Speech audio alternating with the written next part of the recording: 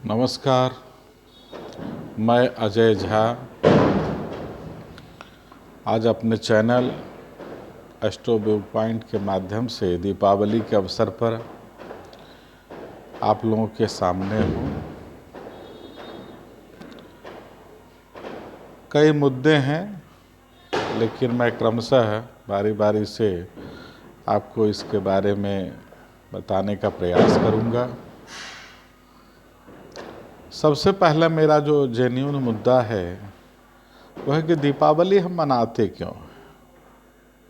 दीपावली खुशियों का पर्व है। ये विशेष रूप से दो कारणों से मनाई जाती है। एक तो हम सभी जानते हैं कि त्रेता युग में राम ने रावण का वध किया। रावण आतताई था, बहुत विद्वान था, किंतु अपनी विद्वता का प्रयोग वो कभी भी अच्छे कामों के लिए नहीं किया करता था। तो रावण ने बलपूर्वक भगवान श्री राम की धर्मपत्नी जगत जननी सीता का हरण किया। राम ने बानर भालुओं की सेना बनाई। उसके द्वारा उन्होंने समुद्र पर सेतु का निर्माण किया और निर्माण करने के बाद उन्होंने रावण के ही धर्मनिष्ठ भाई विभीषण की सहायता लेते हुए रावण का वध किया और उन्होंने अपनी सीमा का अतिक्रमण भी नहीं किया। उन्होंने वध के बाद वहाँ का राजपाट विभीषण को सौंप करके उन्होंने अयोध्या के लिए प्रस्थान किया। जब अयोध्या में उनके आगमन की सूचना मिली तो लोगों ने खुशी स्वरूप आनंद पूर्वक दीपावली मनाई और तब से ही यह परिपाटी प्रारंभ है। दीपावली की दूसरी जो कहानी है वो लक्ष्मी जी के प्राकट्य से है। देव दानव का समुद्र मंथन हुआ। समुद्र मंथन के पश्चात बहुत सारी चीज़ें निकली जिनमें लक्ष्मी भी थी। 3 दिन पहले हम लोगों ने भी धन्वंतरि का प्राकट्य दिवस मनाया। ये 5 दिवसीय महोत्सव का मध्य समय है। अभी 2 दिन अभी और उत्सव मनाए जाएंगे। कल अन्नकूट का महोत्सव होगा, गोवर्धन पूजा होगा और परसों जो है भैया दूज का त्यौहार मनाया जाएगा, चित्रगुप्त पूजा होगी। इसके बाद इस 5 दिवसीय महोत्सव का समापन होगा।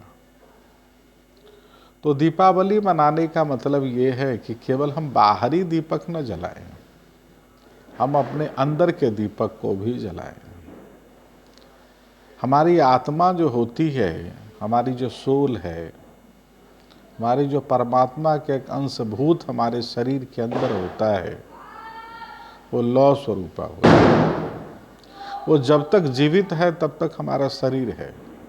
जब वो बाहर निकल जाती है तो हमारा शरीर लाश हो जाता है। शरीर में सब कुछ रहता है, बस केवल सोल नहीं होता है।